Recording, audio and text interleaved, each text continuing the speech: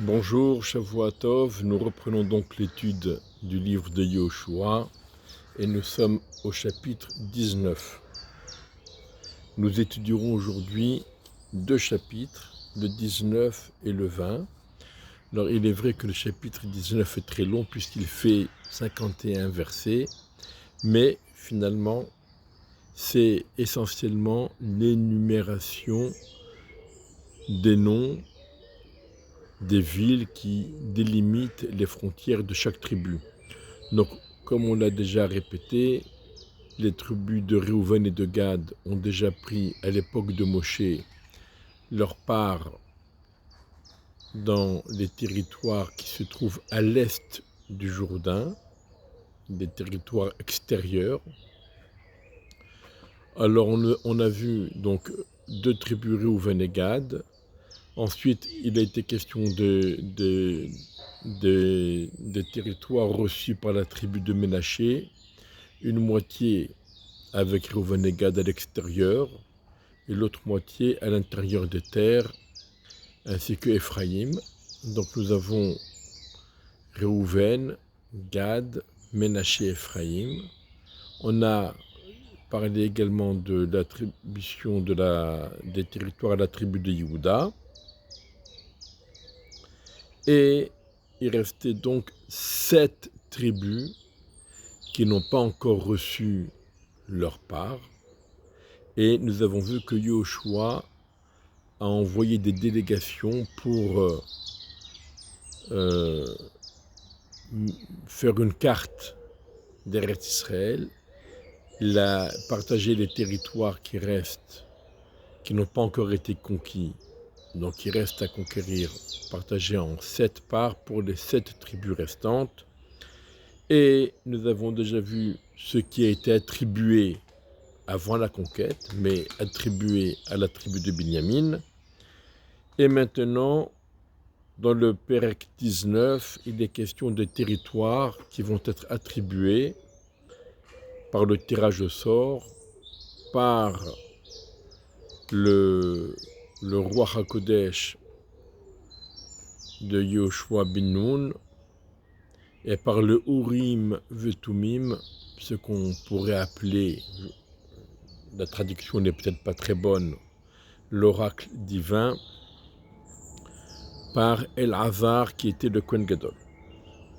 Donc on a en premier la tribu de Shimon, ensuite Zevulun, ensuite Issachar, ensuite Asher, puis Naphtali et en tout dernier la tribu de Dan.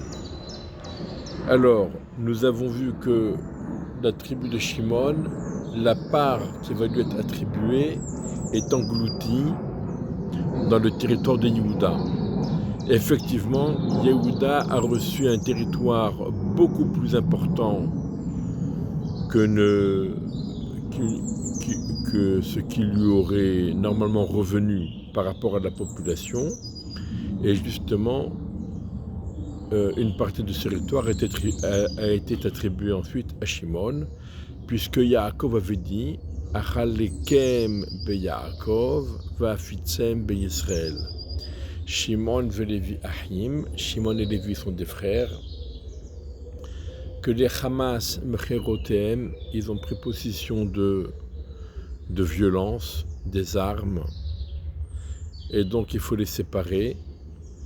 Shimon recevra sa part parmi la part d'une autre tribu, donc Shimon va recevoir une part de la tribu de Yehuda, et il est donc entouré par la tribu de Yehuda. Quant à Lévi, ne recevra pas de part pour la tribu de Lévi, et ils seront dispersés un peu partout dans tout le territoire d'Israël, et on le verra un peu plus loin quelles ont été les villes attribuées pour les Lévi'im. La tribu de Dan, on va voir que le territoire qui leur était attribué ne leur suffisait pas. Donc ils sont allés conquérir un autre territoire, beaucoup plus loin, éloigné de leur territoire de ce qui leur était attribué. Et ils vont donc conquérir la ville de l'Échem. Et c'est là-bas que se trouve la source du Yarden. Et Yarden, Yored, Midan. Le Yarden, le Jourdain, c'est le fleuve qui descend de la tribu de Dan, puisque sa source se trouve dans ce territoire qu'ont conquis les Danois. Alors, après qu'a été attribuée la part des 12 tribus, même si elles n'ont pas été entièrement conquises, mais en tout cas elles ont été attribuées, vient la part que va recevoir Yoshua ben Nun. Et là encore, Yoshua ben Nun ne se sert pas tout seul sa part, mais il le recevra sur Alpi Hachem, sur l'ordre d'Hachem, pour bien montrer que le partage d'Eretz Israël entre les tribus n'était pas fortuit, mais il était de la volonté d'Hachem, sur ordre d'Hachem.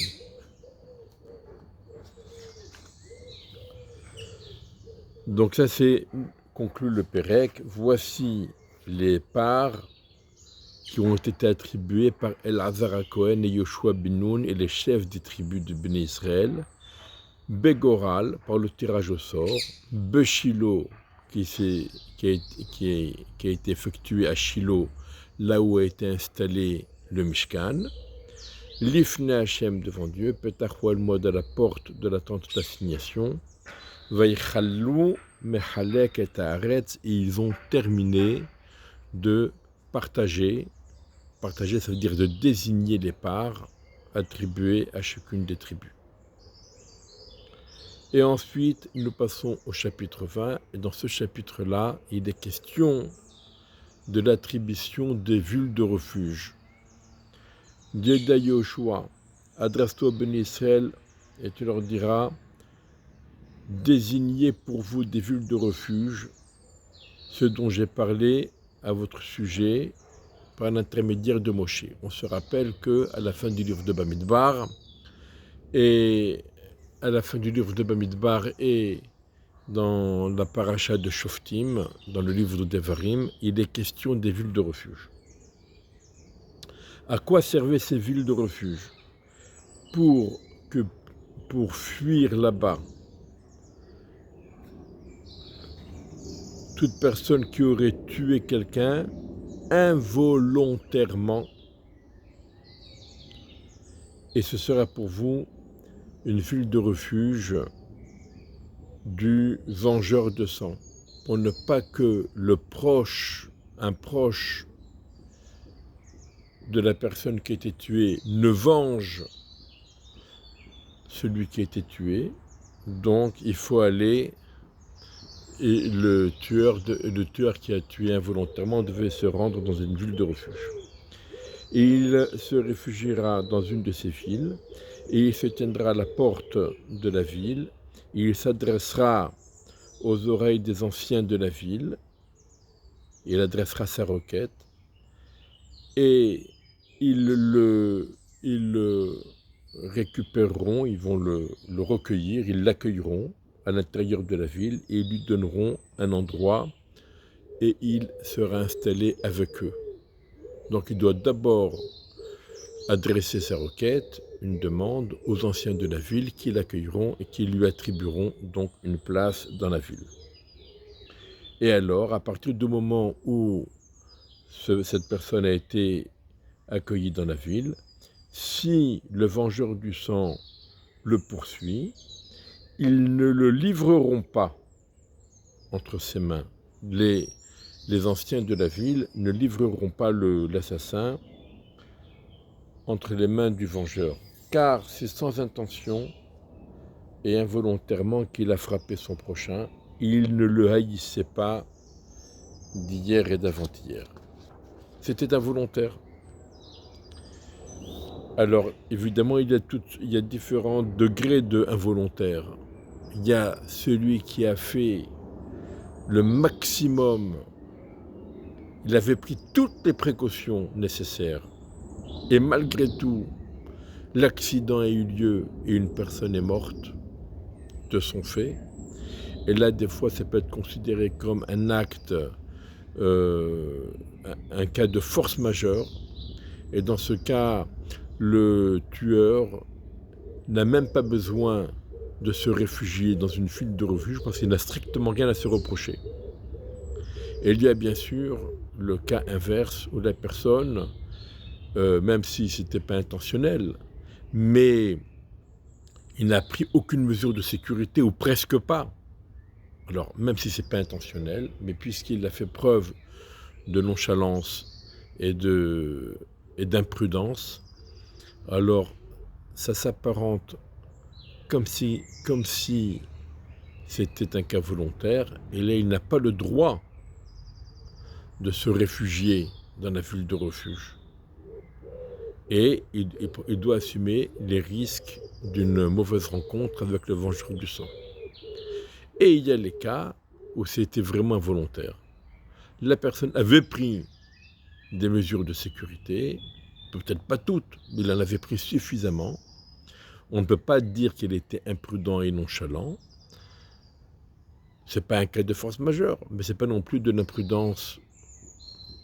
Et donc, c'est vraiment le cas de Shogeg, involontaire, et celui-là, il est donc accueilli dans la ville de refuge, et il s'installera dans cette ville jusqu'à ce qu'il soit présenté devant le tribunal. Donc le tribunal, dans un premier temps, après avoir tué quelqu'un, immédiatement, il doit aller dans la ville de refuge. Il ne faut pas qu'il soit tué par le vengeur tant qu'il n'a pas été auditionné, tant qu'il n'a pas comparu devant la cour de justice. Et ensuite, si la cour de justice décide qu'il a l'obligation de s'installer dans la ville de refuge, eh bien il y retournera. Et si il décide soit que ce n'est pas nécessaire parce qu'il s'est assimilé à un cas de force majeure, soit qu'il ne le mérite pas parce qu'il a fait preuve d'imprudence et de nonchalance, eh bien dans ce cas, il n'y retourne pas. Et il assume. Alors, mais si jamais c'est considéré comme le cas de Shogeg, alors il y retourne Admot à Kohen Gadol jusqu'à la mort du Kohen Gadol, qui officiera à cette époque-là. Alors l'assassin retournera et retrouvera donc sa ville, sa maison, la ville d'où il a fui. Voilà. Pourquoi la mort du Kohen Gadol ? Parce qu'on considère que le Kohen Gadol était un peu fautif. Les commentaires expliquent que normalement le Kohen Gadol doit prier pour que tout se passe au mieux durant son ministère. Et si jamais il y a eu un cas une tuerie, même si elle était involontaire, c'est que le Kohen Gadol n'a pas prié suffisamment bien. Et c'est pourquoi, lorsque le tueur allait dans la ville de refuge, c'est un petit peu comme une prison puisqu'il n'a pas le droit d'en sortir. Les tueurs priaient pour la mort de Kohen Gadol pour qu'il puisse partir. La famille de Kohen Gadol, pour apaiser le tueur et pour ne pas qu'il prie pour la mort du Kohen Gadol, subvenait à leurs besoins. Donc il y avait une sorte d'équilibre qui se faisait entre la responsabilité du Kohen Gadol, le fait que les tueurs qui sont emprisonnés dans la ville de refuge veulent sa mort pour qu'il puisse en sortir, et la famille qui subvient aux besoins des tueurs pour ne pas qu'ils prient pour la mort du Kohen Gadol. Voilà. Donc, il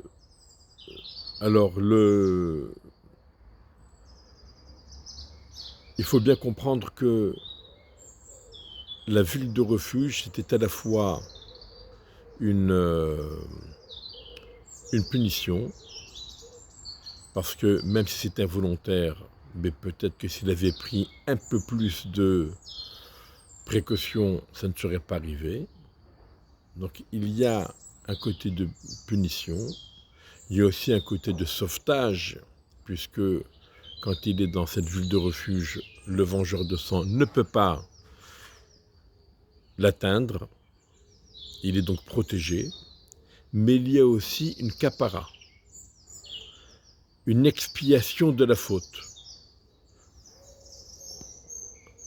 Il y a donc un côté expiatoire, une expiation de la faute. Alors, ils ont sanctifié Kedesh en Galilée, dans les montagnes de Naphtali, et Shechem dans les montagnes d'Ephraïm, et Kiryat Arba et Hebron dans les montagnes de Yehuda. De l'autre côté du Jourdain, du côté est, du côté extérieur, les villes qu'avait donc déjà désignées Moshe Rabbeinu avant sa mort, Yericho à l'est.